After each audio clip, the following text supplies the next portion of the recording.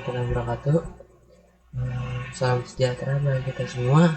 Untuk Bapak dosen pengampu mata kuliah NLP beserta teman-teman sekalian, kelompok kami akan mempresentasikan project yang berjudul analisis sentimen ulasan produk Tokopedia menggunakan jaringan saraf tiruan atau disingkat ANN.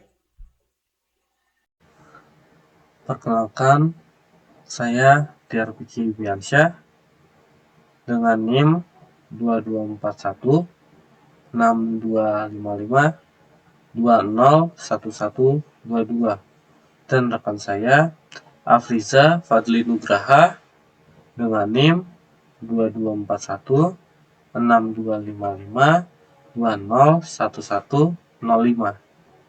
Pada presentasi ini kami menjelaskan latar belakang, metodologi, demo aplikasi, hingga hasil dari proyek kami. Berikut ini merupakan penjelasan dari kode pelatihan model analisis sentimen. Secara keseluruhan, kode ini bertujuan untuk membangun dan melatih sebuah model kecerdasan buatan atau AI yang dapat memahami ulasan produk Tokopedia dan mengklasifikasikannya ke dalam sentimen positif, negatif, dan netral. Kode mempersiapkan semua alat yang dibutuhkan. Nah, ini merupakan sebuah import atau pusat library yang tujuan utamanya membuat model AI untuk mengklasifikasikan sentimen ulasan Tokopedia. Nah, untuk yang pandas ini itu untuk membuat dan mengelola data dari file CSV. Sastrawi ini buat pustaka khusus bahasa Indonesia untuk membersihkan kata-kata umum, stop word, dan mengubah kata ke bentuk dasar stemming. Untuk yang mana sih? Stage alert mana sih?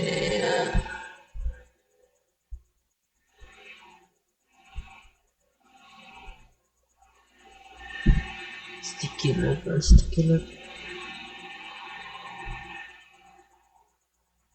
Ini itu untuk memproses teks menjadi angka TF.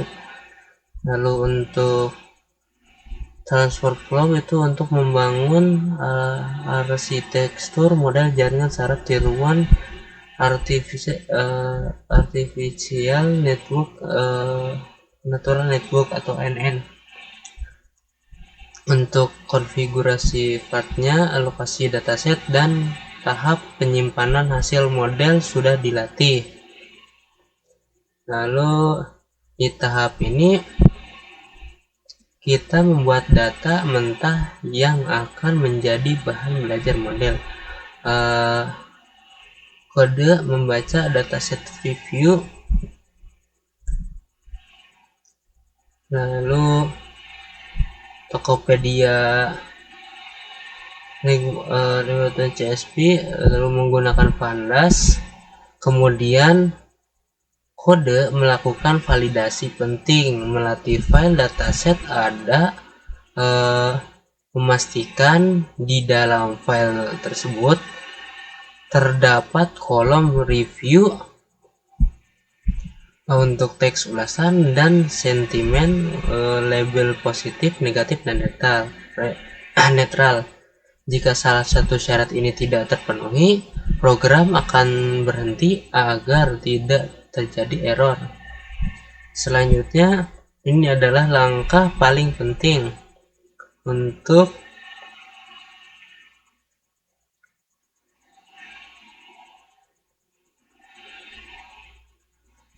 krusial dan pengelolaan teks. Tujuannya adalah menyeragamkan teks ulasan agar mudah dipahami.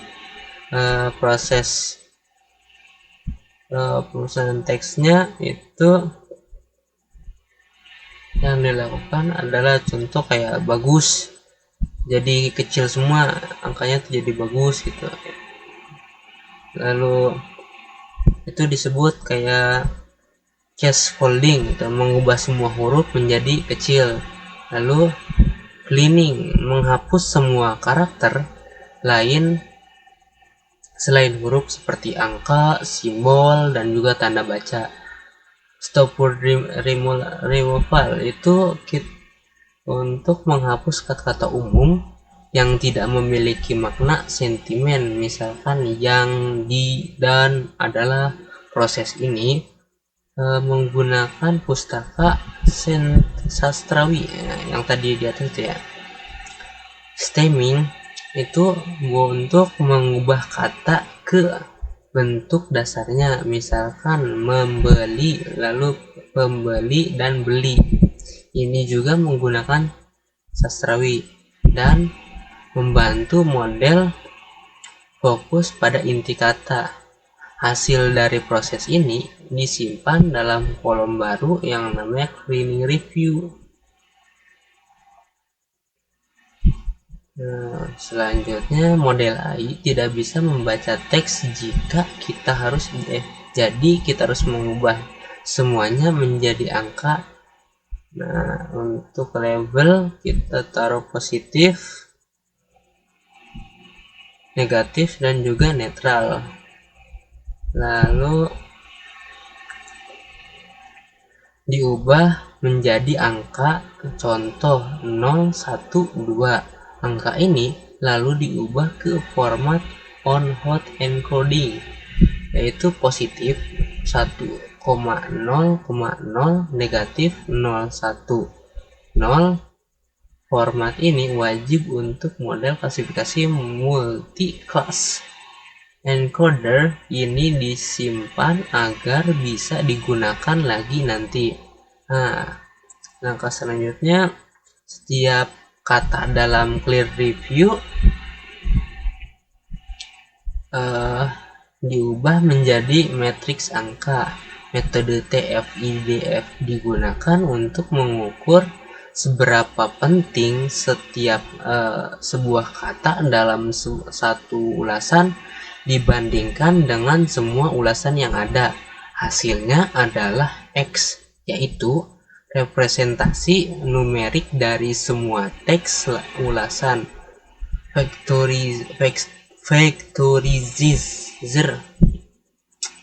Nah, ini juga disimpan untuk penggunaan di masa depan.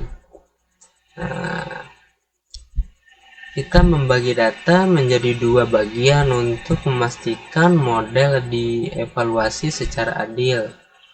Nah, semisal data pelatihan atau training setnya itu 80%, data yang digunakan untuk mengajari model akan mempelajari pola dari data ini.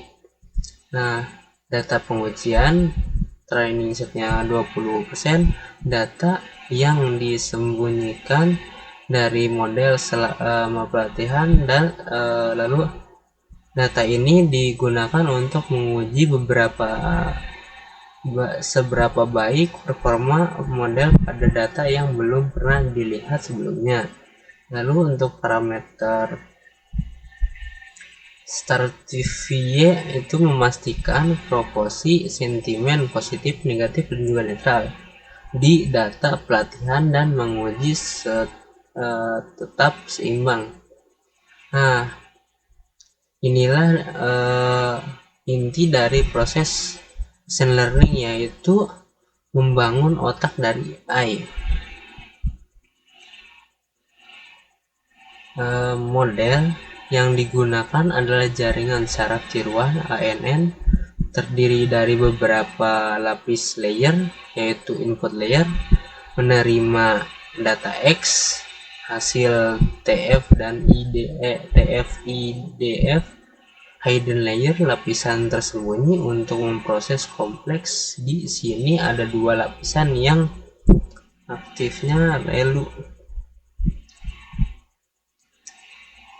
Lalu ada output layer. Nah, ya, ini untuk memiliki 3 neuton sesuai jumlah teks positif, negatif, dan netral dengan aktivasi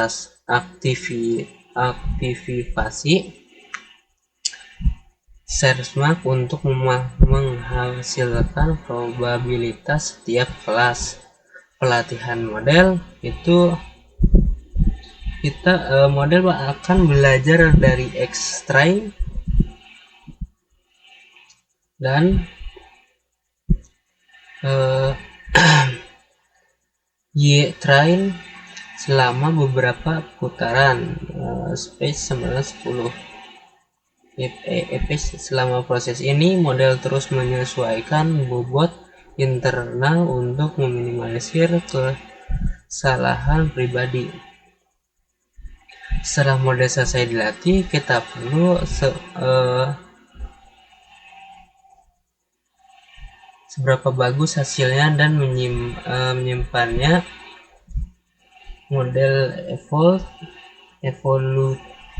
Model yang sudah dilatih diuji menggunakan data pengujian yang tadi disisihkan. Hasilnya adalah metrik akurasi yang menunjukkan persentase prediksi yang benar pada data baru. Lalu model Sheffield, kecerdasan yang sudah dipelajari oleh model disebut WIG atau bobot, disimpan ke dalam file .h5. File ini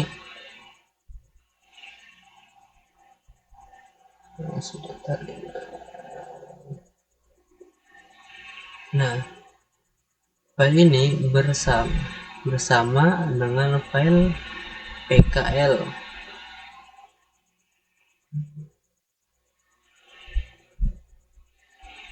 Nah, untuk factories dan label encoders adalah produk akhir yang siap digunakan di aplikasi lain seperti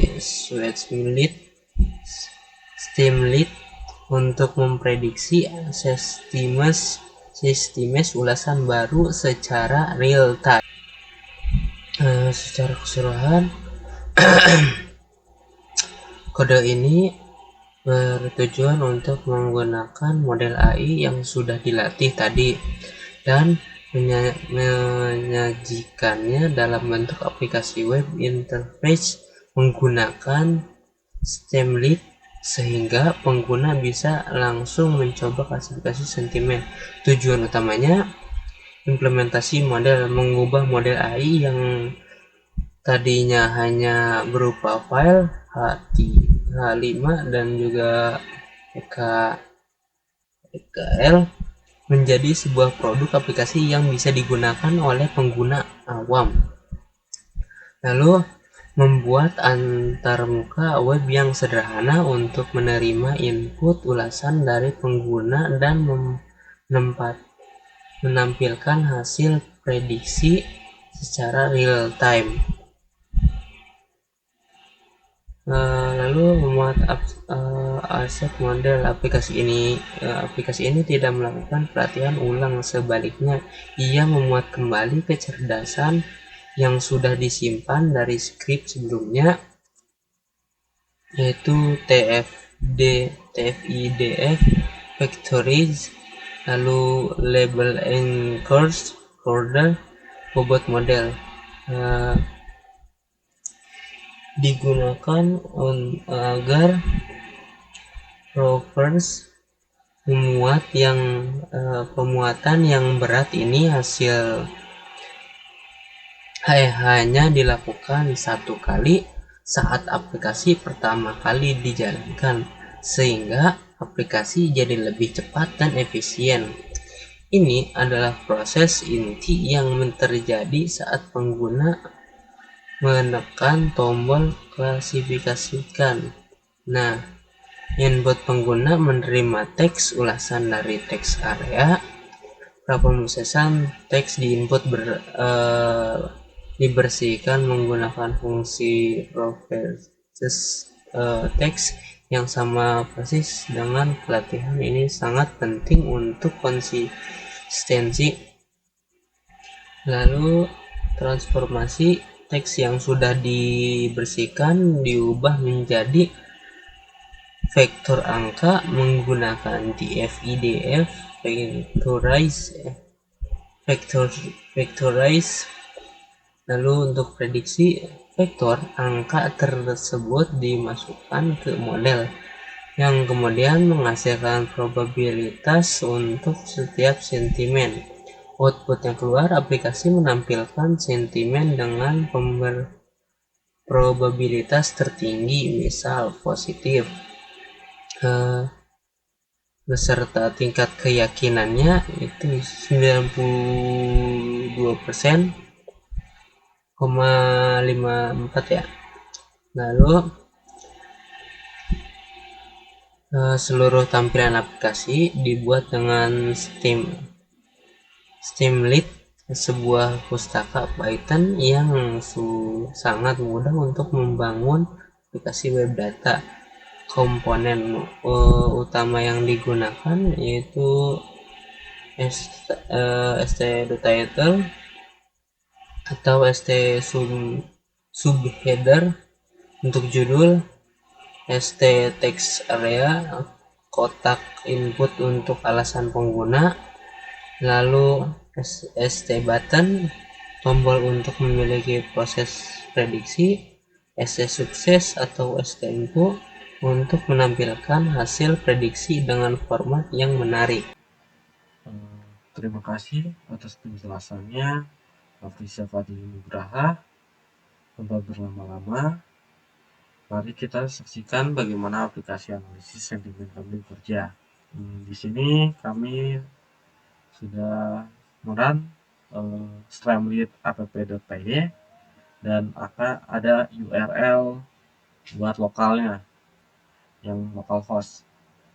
Nah, setelah kita pencet, kita akan diarahkan langsung ke aplikasinya. Nah, baik Bapak dan teman-teman sekalian, ini adalah tampilan aplikasi analisis sentimen kami yang dibangun menggunakan Streamlit. Cukup sederhana dan user friendly. Di sini ada judul dengan prediksi sentimen ulasan, terus ada kotak input yang berfungsi untuk kita menuliskan ulasan kita tentang produk. Terus ada tombol klasifikasi sentimen untuk mensentimen ulasan yang kita taruh pada kotak input ulasan produk disebut agar menampilkan hasilnya, apakah ulasan tersebut positif, atau ulasan tersebut negatif atau netral. Tidak berlama-lama, kita akan cari misalnya barang cepat sampai, kualitas bagus sesuai harga. Barang cepat sampai, kualitas bagus sesuai harga. Nah, saat kita klasifikasikan apakah ini dari kategori sentimen positif, negatif, atau netral.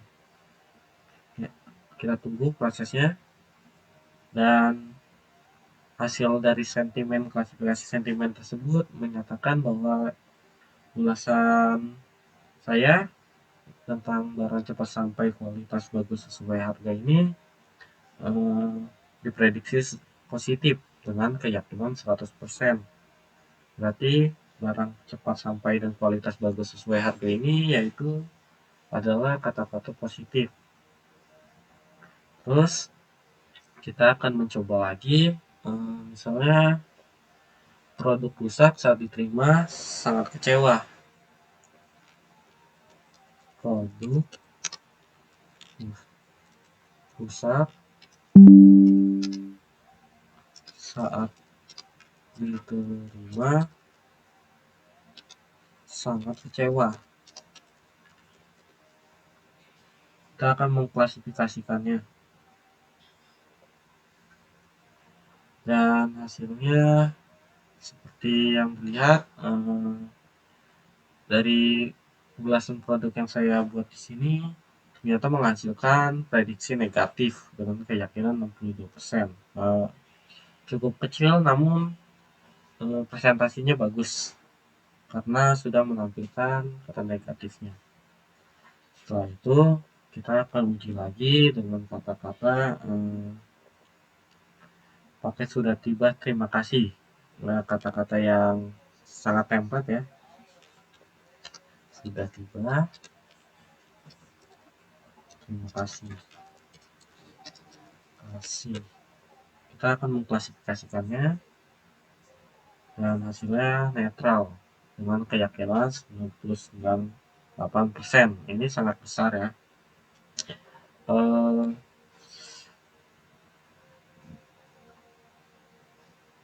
Ada juga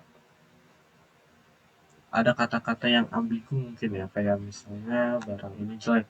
Di sini kelemahan kita barang ini jelek.